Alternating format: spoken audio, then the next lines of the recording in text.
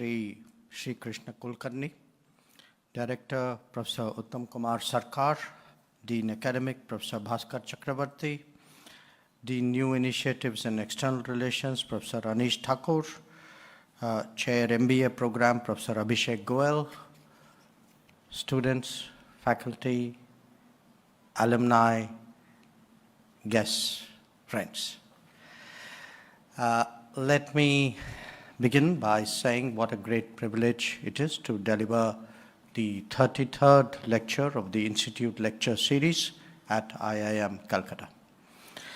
As a foreign minister, I have chosen to address you all on a topic that you might think is obvious, India and the world. But there is a reason for doing that beyond it being my immediate subject of jurisdiction.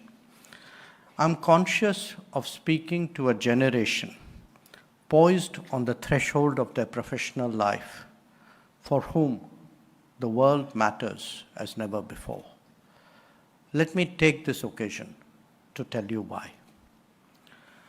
For a start, you might want to reflect how a pandemic that first engulfed a distant Chinese city then went on to take over your lives so completely for more than 2 years.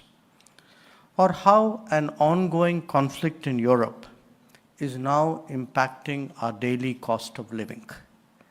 And indeed, for that matter, the implications that climate events can have on the many processes that we take so much for granted. Or it could be a different kind of trauma. Terrorism, for instance, where any of us to be caught up in an act of cross-border terrorism or distantly inspired violence. In some cases, as we saw with students trapped in Ukraine or travelers stranded during COVID, that might happen when we are out of the country. But in others, be it COVID itself, conflict, terrorism, or natural disasters, such developments can come right to our doorstep, sometimes even inside our homes. Now, that does not mean that we need to be apprehensive about the world or even defensive in our approach. The flip side of the very interdependence that I underlined with those examples is that the same world is full of opportunities and possibilities. If we brought back 7 million plus Indians during COVID through the Vande Bharat mission, it is because the India of today utilizes the global workplace so effectively. It is due to the fact that our talents and skills are now an intrinsic element of global innovation, manufacturing, and services. It is also reflective of how many Indians actually travel for personal, professional, or tourism purposes. Indeed, these very issues are now central to Indian diplomacy. We strive to ensure better access to our talent, stronger protection for our workers, greater opportunities for our students, and fairer markets for our businesses. But the world is not simply about mobility and migration. It is as much about partnerships, compacts, and understandings that serve all parties well. In fact, a deeper engagement could mean accelerating our national development, exploring more markets, procuring resources, improving our quality of life, and not least, shaping crucial global issues that will determine the future of our planet. In truth, the globalized era in which we live is a double-edged world. It is hard to separate the vulnerabilities from the dependence or the risks from the benefits. The very mobility that brought COVID to our homes was otherwise such an enormous source of livelihood for so many. The supply chains which created disruption when they did not function were a boon when they did. Their complexity may be hard to overstate, as indeed their salience to critical aspects of our life. Let me give you two contemporary examples to highlight this aspect. The manufacturing of vaccines in India required ingredients and products from multiple countries and actually needed diplomatic intervention for them all to come through smoothly at that time. Conversely, many nations in the Gulf were dependent on our exports for the daily consumption of food, and that too had to be ensured through dialogue with them and through interventions at home. Indeed, if there is one big takeaway for the global economy from the COVID experience, it is one of more reliable and resilient supply chains. The just-in-time approach, with its over-centralization in a limited geography, has shown its downside very graphically. De-risking the world economy now requires a balancing just-in-case policy with more centers of production. Where India is concerned, this could mean another chance to board the bus of manufacturing that we had unfortunately missed a few times before. As you can see, this is exactly what the easier to do business approach and the offer of production-linked incentives of the Modi government are intended to ensure. Now, the last few years have also compelled us all to be much more digital. We in India actually have a record that I must tell you through my own interactions with counterparts and people abroad, a record that is generating respect across geographies. The scale of our digital delivery, whether it is food, finance, health, pension, or social benefits, the scale of it is today very much a talk of the world.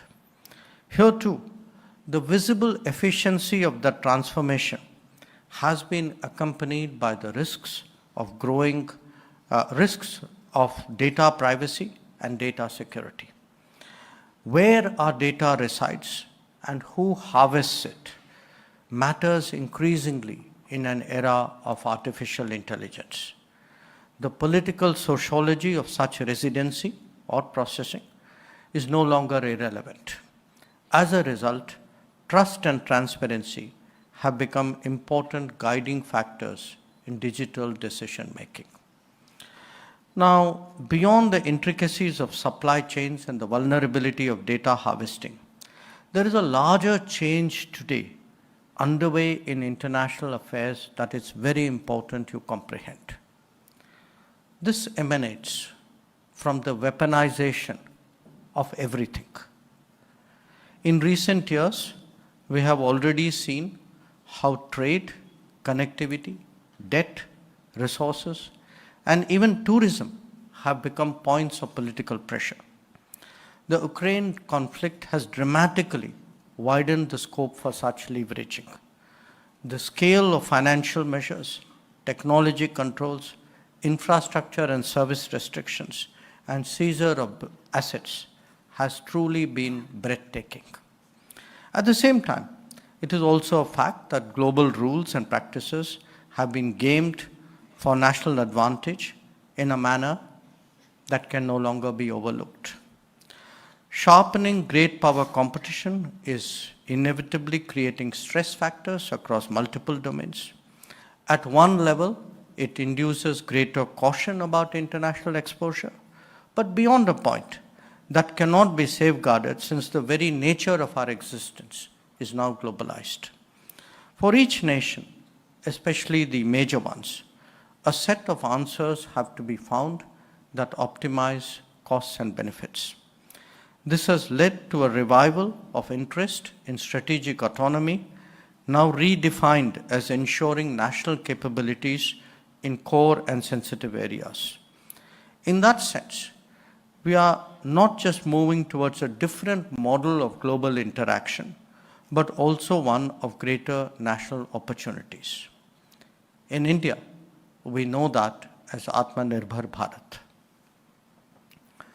There's no question now that foreign policy has deep personal implications for all of us, because it impinges on so many aspects of our life. It could be your safety, your welfare, your prospect, or your opportunities. It has transactional and collaborative connotations, especially in the economic and technology domains. Friend-shoring and trusted providers are likely to be concepts that will gain ground in the coming days. As before, foreign policy is a constant exercise of building power and exercising influence, whether for national or collective purpose. It can be a competition too for ideas, values, or culture in order to set forth a vision for the future. Each of these facets coexist with the others, much more intensively perhaps in an era of interdependence and interpenetration. International relations itself is now played out in more domains with much greater integration than before. But precisely because it impacts each one of us so deeply, it is essential that we have an obligation to take interest in the games that nations play. Now, it is a paradox that in many ways, even as we speak about the advancements of technology and the promise of science, world politics is actually moving back to the future. Some of this arises from the reality that expectations placed on globalization proved to be over-optimistic. This is not to suggest that the underlying economic interdependence is not well-founded, but by widening differences between and within societies and creating new global power equations, a different set of counter forces have now been set into motion. Once challenges began to be articulated, the globalization model was actually not easy to defend because the benefits were heavily skewed in favor of a few. The political manifestation of globalization has also created its own backlash. When self-appointed custodians of correctness sit in judgment over global happenings across a very wide set of domains, they cannot get away with it forever, especially when they themselves have a vested interest in the outcomes.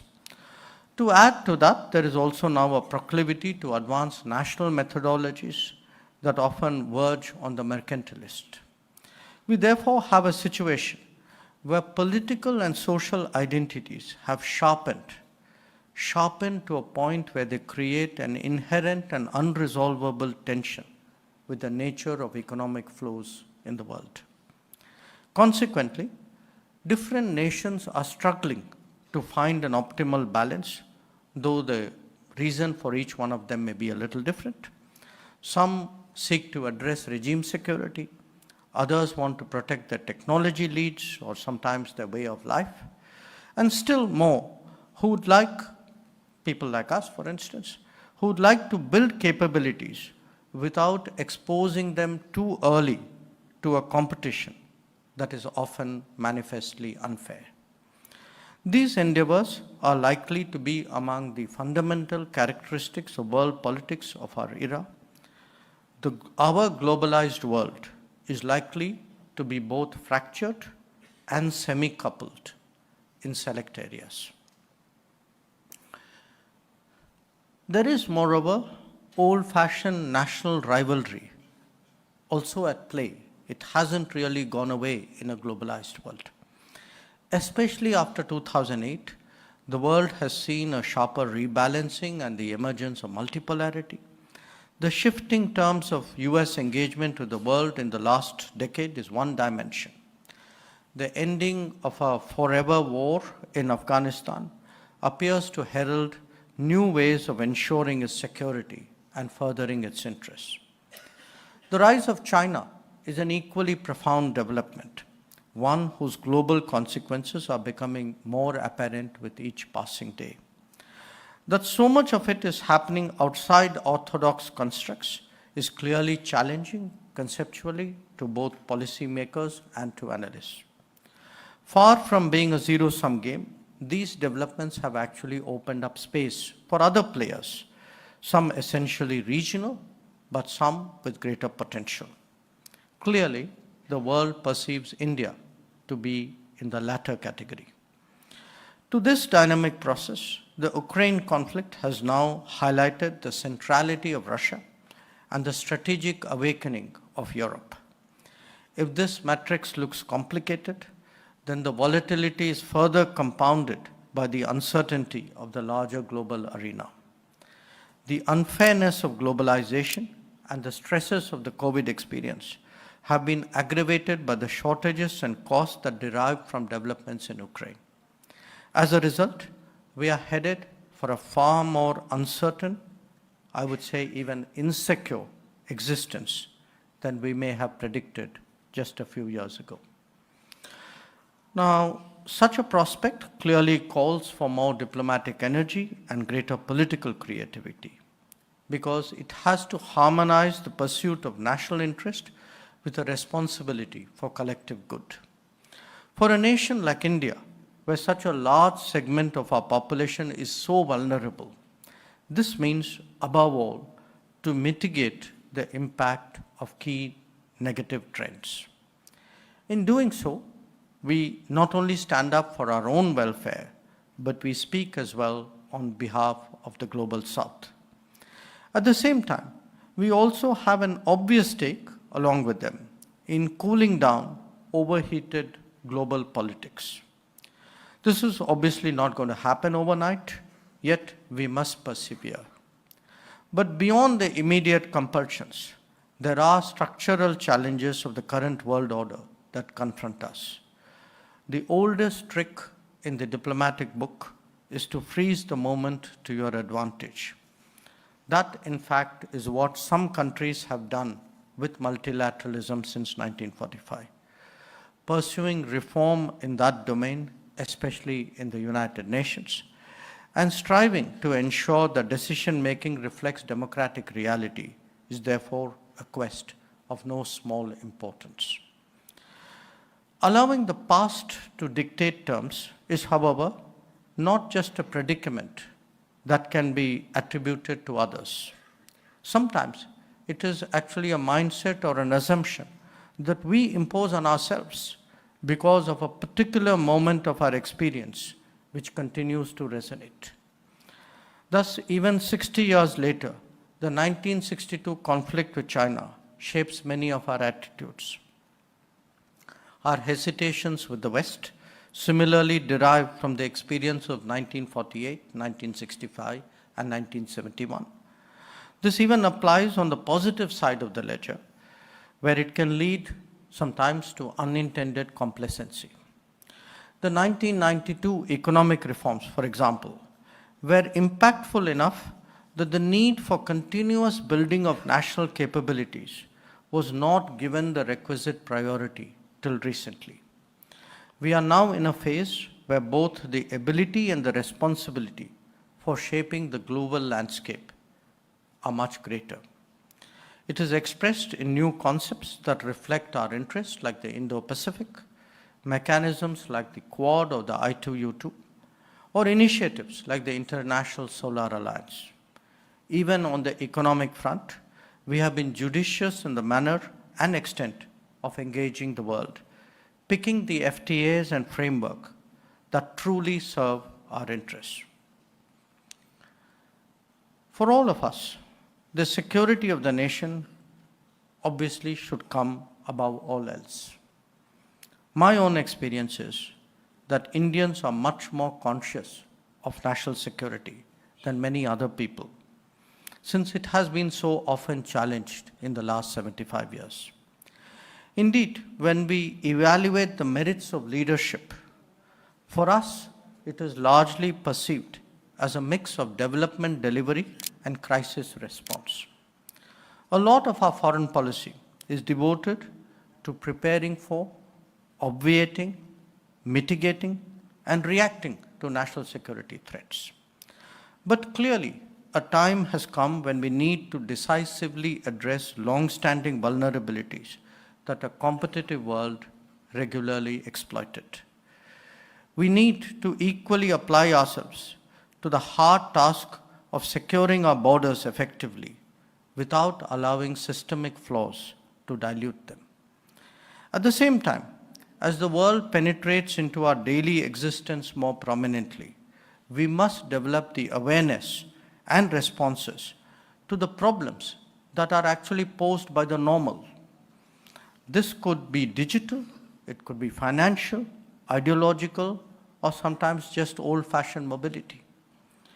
So even as we overcome constraints, hurdles, habits, and sometimes black swans, it is absolutely necessary for the young generation to understand how the world looks at us now. Indeed, many of the very challenges of the last few years have earned us great credit for coming through in the manner in which we did. There are, to my mind, 10 broad reasons why we are now taken more seriously, even as we are moving towards becoming a leading power. And those 10 reasons are: 1, our handling of the COVID, including vaccine production, shots in the arm, the COVID platform, and Vaccine Maitri. 2, the robust economic recovery and the digitally enabled socio-economic delivery on a massive scale. This is important because the global economy continues to face serious headwinds. 3, our growing economic relevance to the world, reflected in greater FDI inflows, greater manufacturing, stronger exports, and an embrace of startups. 4, an independent foreign policy in an increasingly polarized world, one that also speaks for the global south. 5, an innovative diplomacy that has introduced new concepts and platforms, as I mentioned, without according a veto to others on our choices. 6, a resolute national security policy that has seen us standing up to daunting challenges in the border areas, even during the COVID period. 7, a determination to look after our own abroad, be it Operation Ganga in Ukraine or Operation Devi Shakti in Afghanistan. 8, a willingness to look out for others and often serve as a first responder in humanitarian or disaster response situations, especially in our own neighborhood. 9, contributing to a global betterment through initiatives in solar energy, disaster resilience, maritime security, and counterterrorism, amongst others. And 10, a perception that India, as a civilizational state, is finding its place once again in the global order. Now, the combination of changes in our political standing, our economic weight, technology capabilities, cultural influence, and the successes of our diaspora is moving India today into a higher orbit. But let us not underestimate the task ahead. For any power to rise in the global order is never easy. But to do so amidst the turbulence that I have described is doubly difficult. But nevertheless, we see a growing recognition in the world that India is now getting its act together. Equally, there is a realization that the big issues of our times cannot be solved without India's contribution or participation. This is a moment when India resets the terms of engagement with the world. It is also a juncture where we should be prepared to take up greater responsibilities. So, for those who are starting off in life, like so many of you, I can only say that there is every reason to be confident. India today has a leadership and a vision, as well as the perseverance and the commitment to enhance its global standing. To those more experienced who've been part of our national journey for the last 75 years, they will surely appreciate the transformation underway and the opportunities that it has generated opportunities perhaps that my generation did not have. But to all of them, I would only say that I'm sure that they share the conviction that today India matters more in the world, and we must make the most of it. Thank you.